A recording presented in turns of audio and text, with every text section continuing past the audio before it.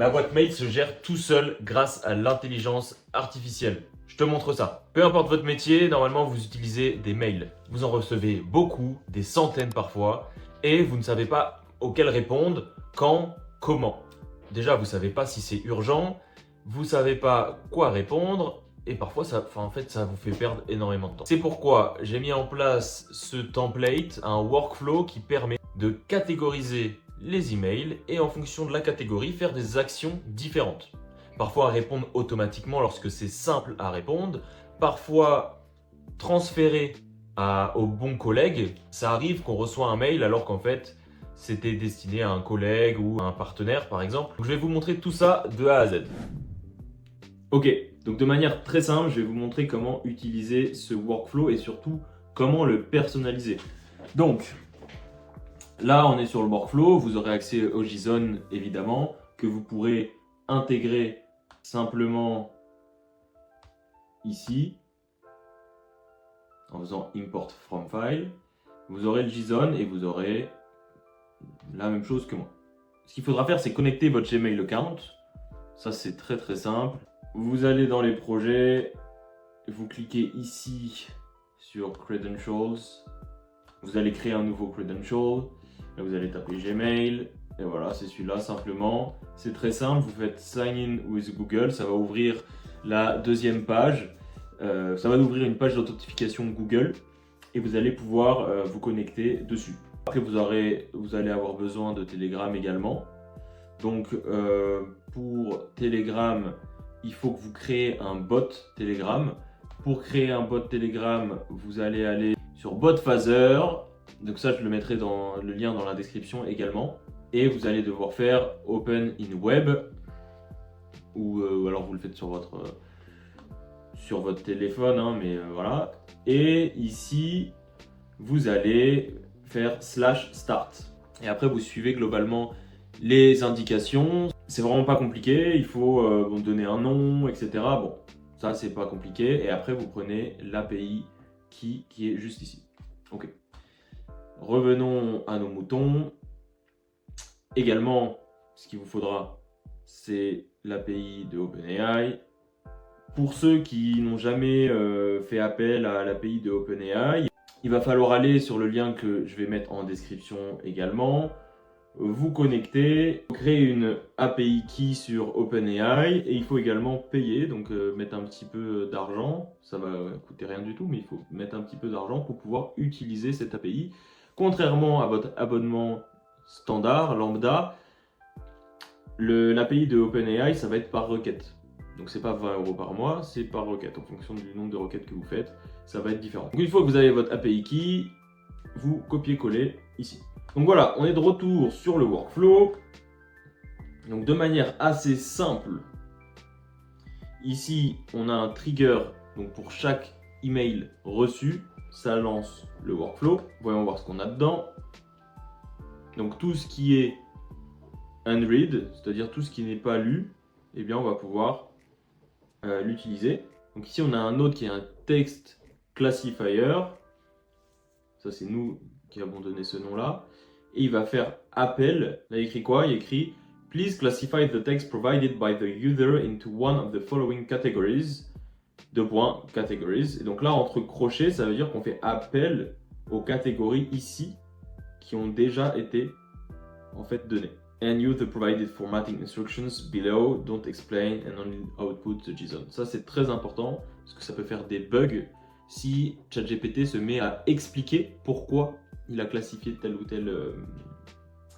telle chose. Il faut vraiment qu'il donne uniquement un JSON. C'est vraiment le format qu'on a en output, donc en sortie de Node sur N8N. C'est très important. Donc là, en fait, voilà, on a mis plusieurs catégories. High priority. Donc c'est ceux qui ont les emails qui ont besoin d'une attention particulière, rapide, etc. Là, on a mis en gros, donc c'est le Customer Support, c'est le SAV, et donc c'est les emails des clients avec qui on a déjà interagi, qui sont dans notre base client globalement. Après, il y a les promotions.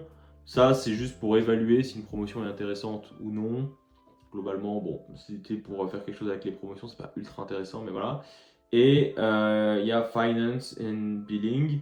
Ça, pareil. Donc, c'est si ça parle d'argent, en fait, on le transmet, on va le transférer aux personnes compétentes. Voilà, donc une fois qu'on a classifié, on va labelliser via, donc c'est un node Gmail, donc directement depuis Gmail, Gmail donne accès au label, et on va pouvoir le mettre en important par exemple, ou en Customer Support, etc. Okay. Par contre, il va falloir créer les libellés que vous voulez, donc pour votre cas précis.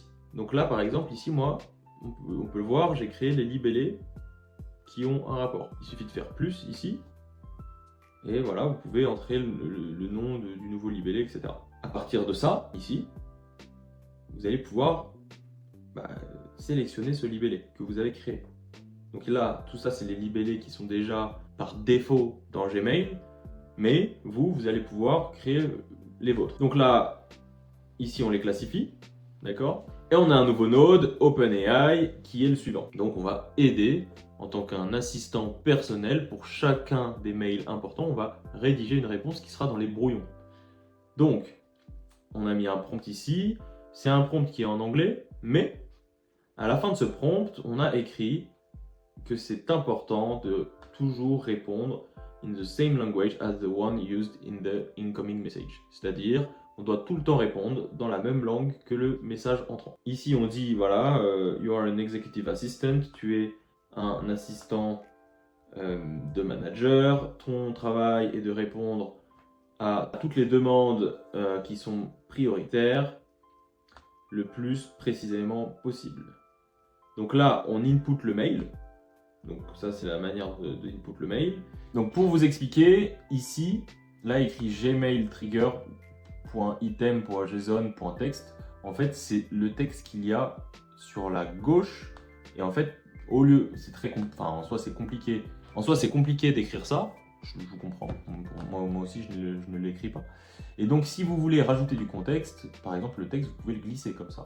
Et voilà, en fait, ça met exactement ça.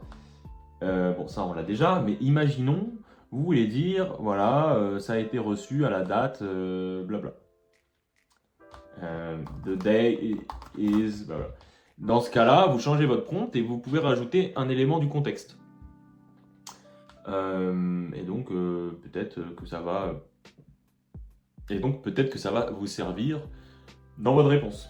Ok, maintenant passons au Customer Support. Donc, on regarde ce qu'on y a mis. Et j'ai mis l'assistante s'appelait Christine Dupont, etc.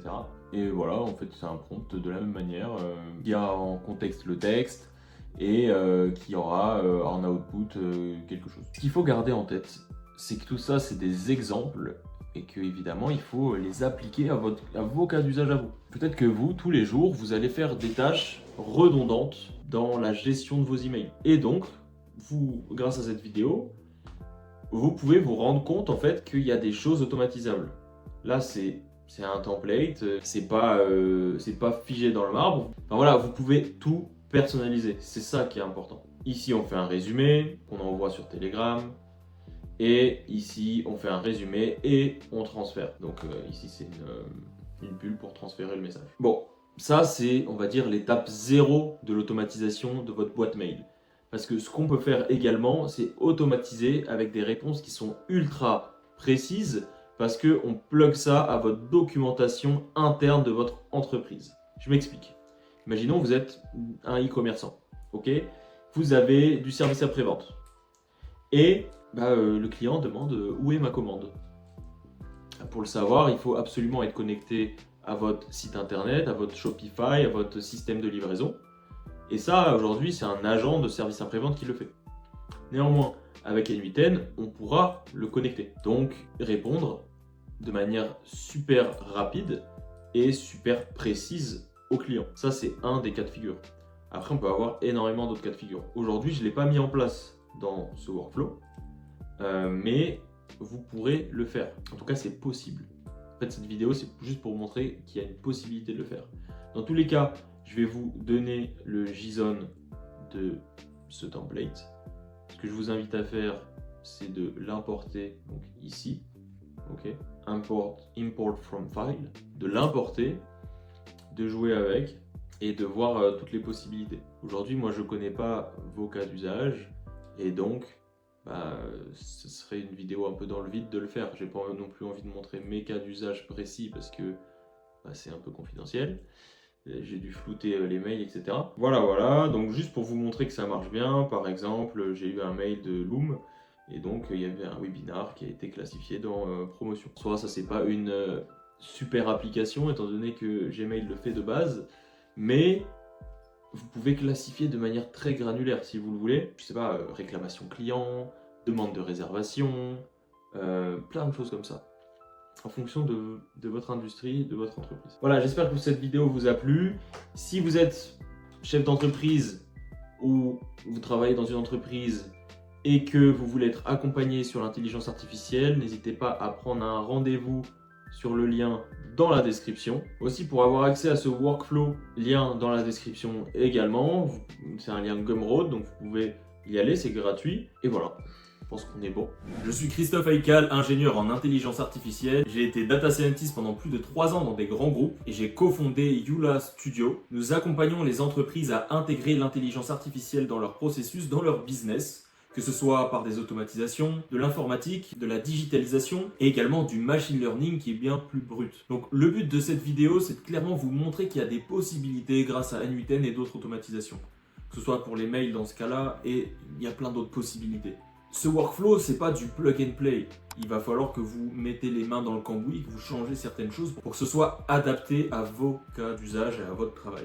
Si vous avez aimé cette vidéo, abonnez-vous, il y en aura de plus en plus. Et si vous voulez que je vous envoie le workflow complet, commentez email et je vous l'envoie directement.